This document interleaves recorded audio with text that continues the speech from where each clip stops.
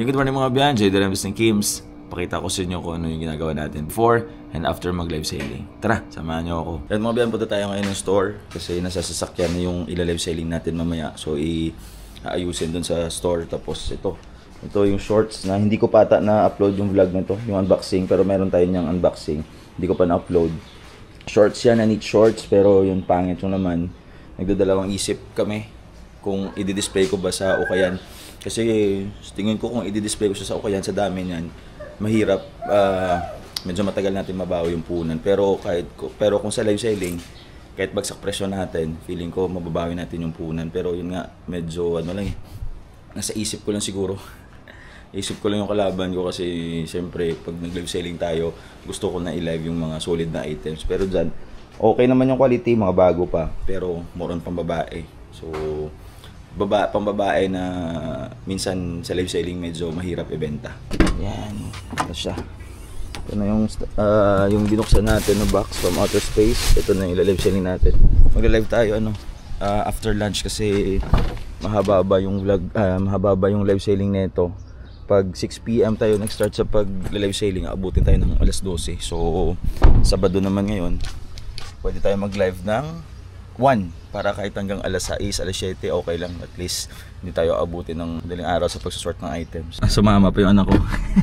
Malapit na naman yung store dito sa bahay. O, tara. Yun. Dito na tayo sa Ukayan. Hindi pa ba na-fold? Yun na. Na-fold na. Ito na yung mga na-live selling natin kagabi. Ito yung for shipping.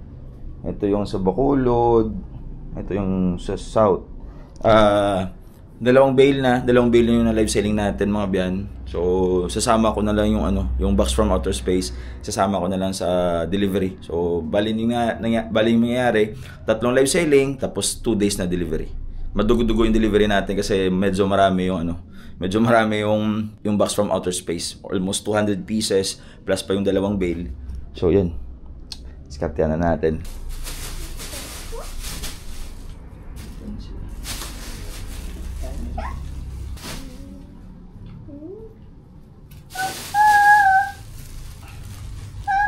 Ito yung mga natira sa live selling kagabi. Mga polo shirt. Mga solid pa. Mabibenta pa namin yan. Hi! Hi!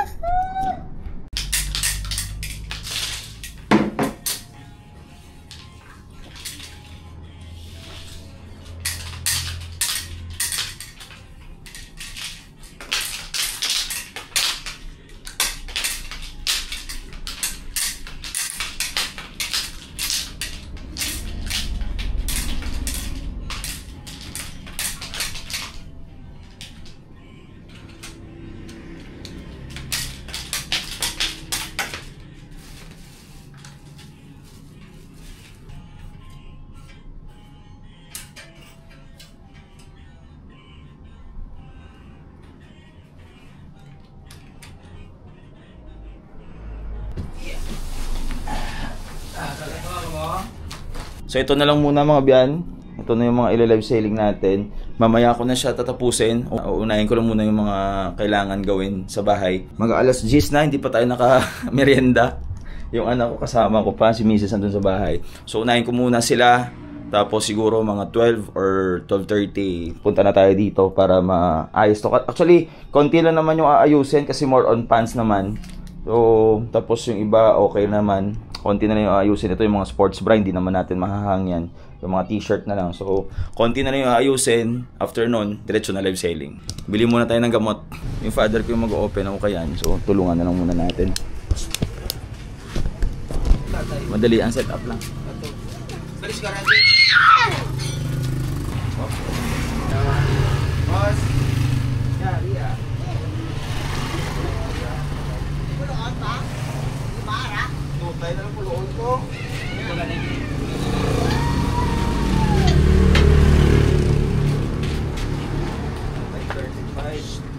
Ang piso sa niya, boss, ubos na? Amo na yung bilito sa no? Hindi na bilito. Yan na kasi makita ko. Libod. Di arada. Hindi pa natapos sa pag-setup na yung mga pumunta na. Hinahanap nila yung mga tigpipiso kasi marami tayo tigpipiso nung last, mga almost 2,000 pieces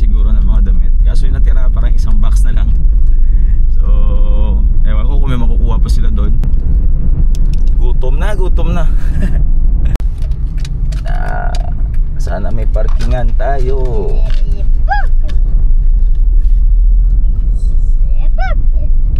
Yun. Yan mga biyaan, 12:30 na. Punta na tayo ng Ukayan. Ganda ng panahon, no? Sila ni Mrs. Kalimutan ko may check up pala si Mrs. So, mali yung schedule ko. Dapat pala, mamayang gabi sana yung live sailing pala natin kasi may check up siya ng 1:00. Pero nanapan na rin naman natin ng paraan. Tayo magla-live sailing, sila yung nagpa-check up kasama yung father namin. So, tara, bakbaka na.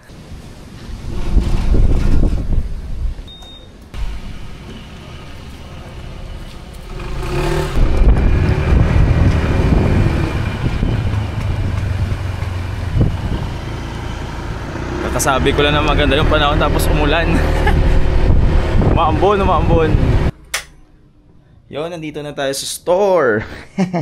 Ayusin lang natin ng konting ayos lang. Goods na tayo. Wait lang, check mo na. Ayusin ko lang ng konti mga biyan kasi okay na rin naman yan. Ito, hindi ko na to tatanggalin sa box. While live sailing mamaya, yan na lang galing yung mga damit. So, ayusin ko muna. Pinakagamit natin pag nagla-live sailing mga biyan, ito lang. Masking tape, logbook or notebook, mga ballpen, marker. Yan lang, goods ka na. Na tayo. Main dito, Sundalo 15. Patapos na po tayo, ilan na lang. Sundalo 15. Yun mga biyan, nakatapos natin mag live sailing. Kumain na kami ng show pa, hindi ko na vlog. Grabe yung gutom. Almost 5 hours yung live sailing natin. So yung natira, ito na lang. Konti na lang yung natira sa almost 190 pieces, 90 o 200 pieces yan na natira sa atin. Ito yung mga kagabi yan na live natin. So, after ng live sailing, 3 days na live sailing, ito yung mas madugo, yung pagde-deliver, yung pagpack ng mga parcel. Ito medyo madugo-dugo mga biyan kasi ilang oras din yung i-google natin para matapos yung mga trabaho. So, mabuti na lang, hapon tayo nag-live kahit papano, kahit konti lang yung viewers natin, ilan lang ba? 100, 70. Kahit gano'n yung viewers natin, at least yung mga solid na items na out natin, konti na lang yung natira. Kung mabenta natin, 1, 2, 3, mga nasa 3,000 pa siguro yan. 2-3,000 pa yan. So, okay na. Update ko na rin naman yung supplier natin. So, check ko kung okay na ba yung vlog natin, kung kaya na bang i-upload kasi yun lang. Sa ngayon, yun lang. Sa ngayon, kasi alas 5 pa lang naman. May mamayang gabi, marami pa tayong gagawin. So, kita-kits mamaya. Tapos tayo mag-counter check, punta tayo sa Ukayan. Ukayan. Ayan o. Ayan o. Open yung Ukayan, pang passive lang. Ito na yung benta. So, close na alas 6 na. Sinabihan ko yung father ko na mag-close na lang kami kasi para makauwi na rin ako. At saka matulungan ko siya sa pag-close ng Ukayan. So, yung benta 1, 2, 3, 4, 5, 6, 7, 8, 9, 10, 11, 12, 13, 14 750. Tama ba? Yung benta pala mga bema sa 475. Good to mat pagod na eh. So yung bibigay natin sa kanya is 475 or 500 na. 500 yung bibigay natin. 1, 2, 3, 4, 5 pa. Po. Yung sahod mo yung araw 500. Ayan o. Shane, 100 sa plastic yung mother ko. Ano masasabi mo ma? Magpapasalamat ka sa kanila? Yeah, so ano muna kami, tulungan ko na lang muna sila na mag-ayos dito. Hindi, bilhin na diyan.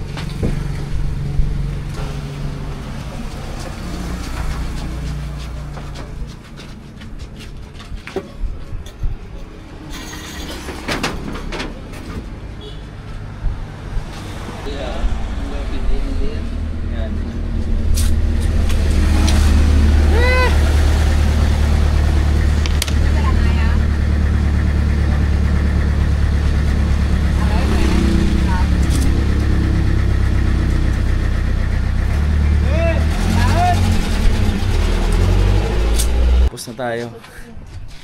Ayan na. Close na, tapos uwi na. Kakarga ko na lang pala yung delivery para sa South bukas. Daling ko na lang sa bahay. Para bukas diretso na lang ako sa pagdi-deliver. Hindi na ako dadaan dito. Konti lang naman yung South. Yan lang yung South natin. Konti lang yung South natin. Ay marami, yan yung North shipping. Medyo marami rin sa shipping, sa awa ng Diyos. Ito North pa yan. Ito shipping. Dami no? Sa awa ng Diyos yan no? Shipping, Bacolod to Silay. Shipping, Bacolod to Silay. Tapos South. Sa awa ng Diyos, steady lang. Ano lang, grind lang talaga mga yan. Sipagan lang natin. So after neto, uwi na tayo. Yan, uwi na. Thank you Lord. At least ngayon pa uwi na tayo. Kasi kadalasan ganitong oras, magsa-start ko lang tayo mag-live sailing. Pero ngayon uwi na tayo. Yan, uwi. Yan na to. Uwi na. Ito na yung karga natin. Ayan o. Ayun na tayo.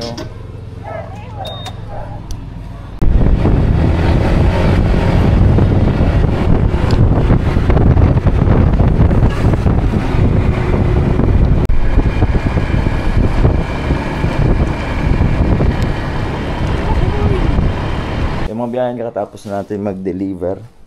Hindi ko na-vlog yung pag-deliver kanina. Pero ito, yung isang minor natin, may pinasa siya ng mga na-thrift niya rin na hindi nakasya sa kanya.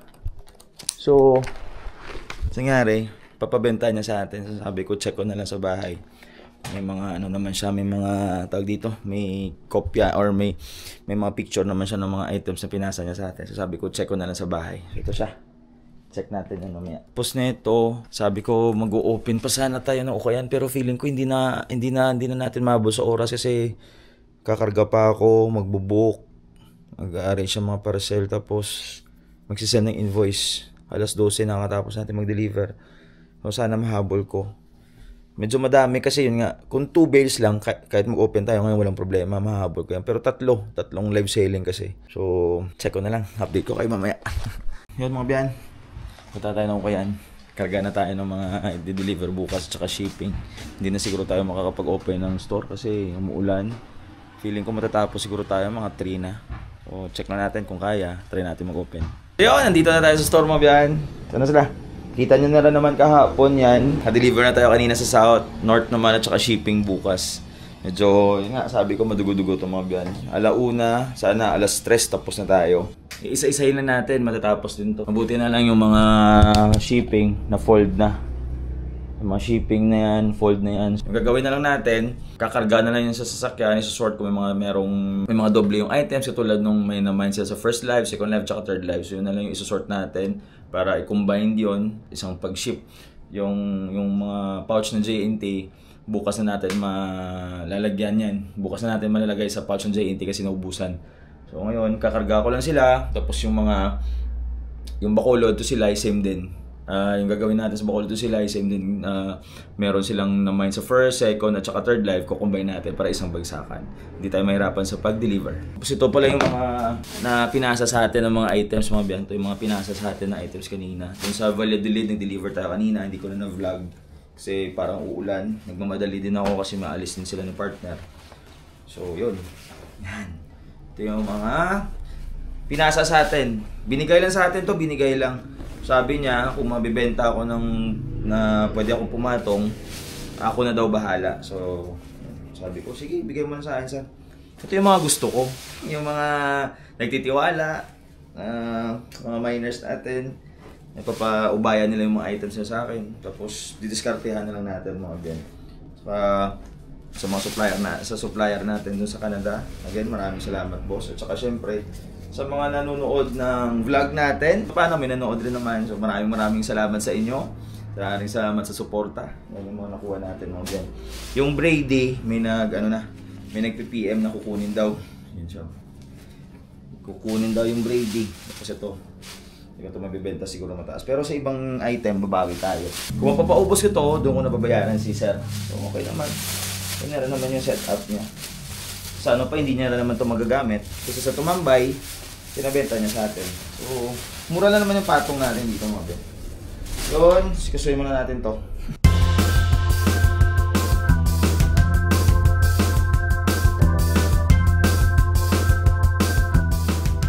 So yan ang mga biyan yung north natin.